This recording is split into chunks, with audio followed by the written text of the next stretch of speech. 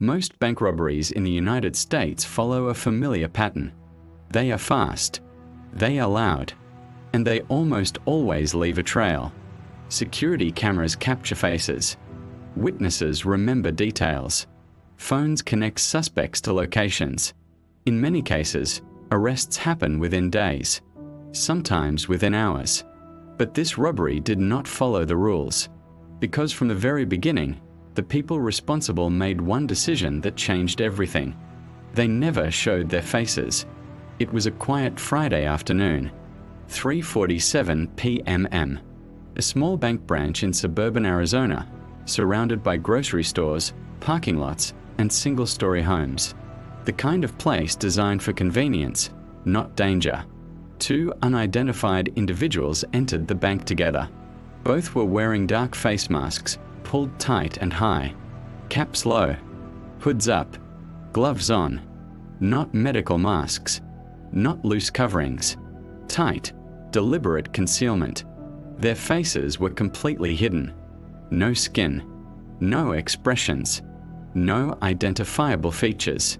They moved calmly. No rush, no hesitation. One of them carried a black backpack. The other stayed half a step behind, scanning the room. Security footage later showed something subtle. They never stood directly under a camera. They stayed just outside the cleanest angles. It looked casual. It was not. The individual with the backpack placed it on the counter. Slowly, carefully, the second individual lifted his jacket just enough to reveal what appeared to be a compact handgun. Still masked, still silent. No shouting, no countdown. The teller froze.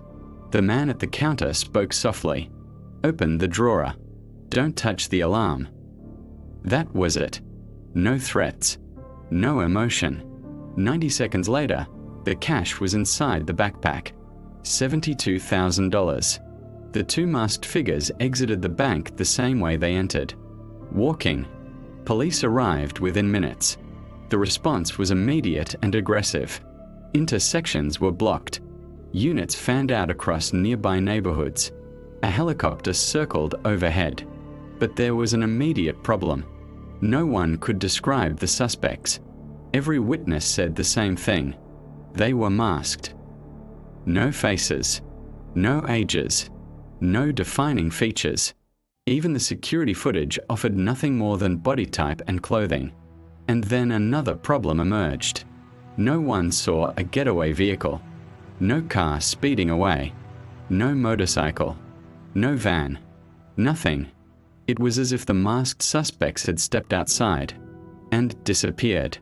Investigators assumed the masks were temporary, that somewhere nearby, the suspects had removed them. They searched dumpsters, alleyways, public restrooms. Nothing. No masks were recovered, which raised an unsettling possibility. What if the masks were never removed? Cell phone data was analyzed. Towers near the bank showed normal activity. No sudden spikes. No devices fleeing the area. No burner phones lighting up and going dark. The suspects had either left their phones behind or never carried them at all. That level of discipline is rare. Detectives reconstructed the robbery frame by frame. They noticed something else. The masked individuals never touched unnecessary surfaces. They never leaned, never rested their hands. Every movement was controlled. The gloves stayed on the entire time. Later, a tip came in. A homeowner several blocks away reviewed doorbell footage. At 4:02 p.m, a single masked individual walked down a residential street. Still masked, still wearing gloves. No backpack, just dusty boots and steady steps. He passed directly in front of the camera without reacting to it, as if he expected it to be there. Police canvassed the neighborhood, door to door, apartment buildings, short-term rentals, storage facilities. They distributed notices asking for anything unusual. A masked person, someone changing clothes, someone discarding items. Days passed. Nothing. Then a storage facility reported a unit rented with cash. Inside were items consistent with a robbery: reflective clothing, boots, a black backpack. No money, no masks. The masks were gone, which meant one thing: they had been disposed of far away, or never brought near their exit route. Weeks turned into months. The stolen cash did not surface. No deposits, no casino use, no large purchases. It was as if the money had been frozen in time.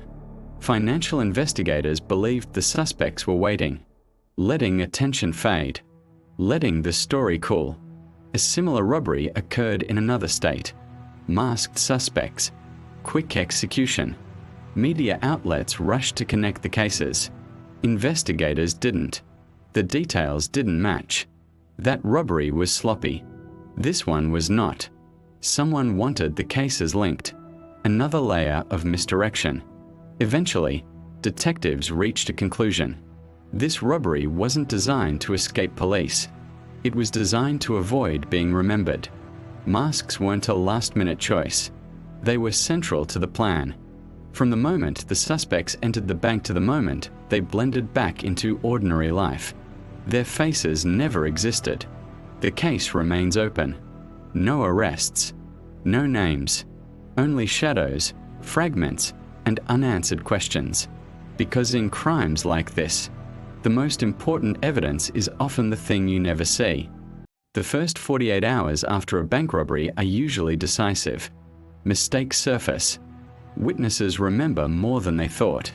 Suspects panic. But in this case, the first 2 days produced nothing. And that's when the investigation landed on the desk of a senior field investigator. For confidentiality reasons, his name was never released. But among local officers, he was known for one thing. He didn't chase suspects. He chased patterns.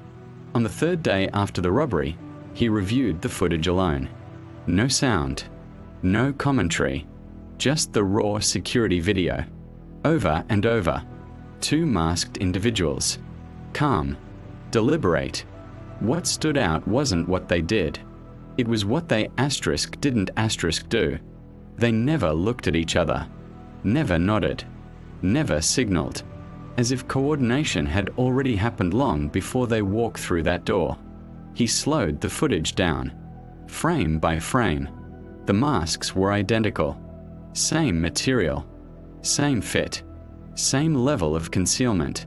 Not improvised, chosen, and worn the entire time. He wrote one note in the margin: disguises were permanent, not temporary. On day 4, the investigator walked the area himself. No sirens, no uniform, just another man in jeans and a jacket. He traced the route from the bank entrance to the nearest intersections. Then farther. He noticed something subtle. Most people exiting the bank turned left, toward the parking lot. The masked individuals turned right, toward a residential street with uneven sidewalks and multiple blind corners. A route designed not for speed, but for separation. Doorbell footage was pulled again. This time, not just one camera. Every camera within a half-mile radius. One clip showed a masked individual walking calmly past a house. Still masked, still gloved. No sign of urgency. No attempt to hide. Almost as if the mask had become normal. That disturbed the investigator. Criminals usually rush to remove disguises. These men did not. By day 6, financial analysts joined the case. They expected movement. Large bills. Unusual withdrawals. Offshore activity. Nothing. The stolen money didn't reappear. No casinos. No car purchases. No rental properties. It was as if the cash had been buried in time. That suggested patience. And patience suggested experience. A potential break came on day 7. A janitor at a commercial building reported finding latex glove fragments in a trash compactor. The building was 3 miles from the bank, close enough to matter. Forensic teams rushed in. The gloves matched the type seen in the robbery footage. But there was a problem. No fingerprints. No DNA. The gloves had been turned inside out before being discarded. That detail wasn't accidental. It was instructional.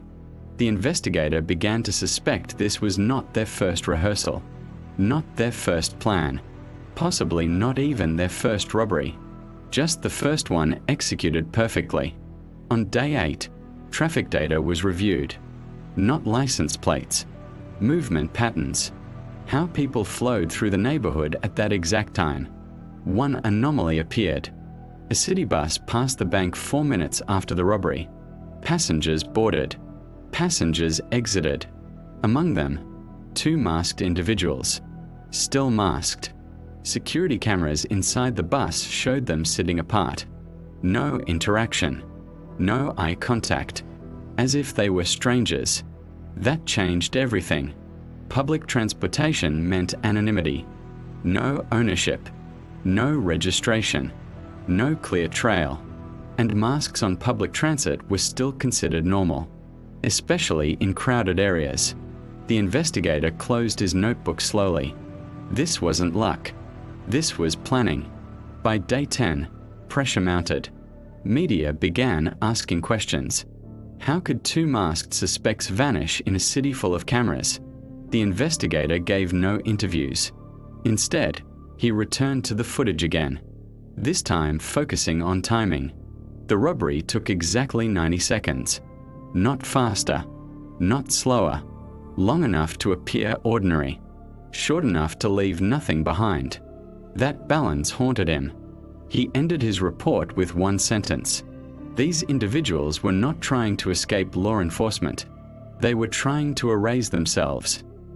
10 days after the robbery, the case had grown colder, but the pattern was becoming clearer, and whatever came next would not be accidental.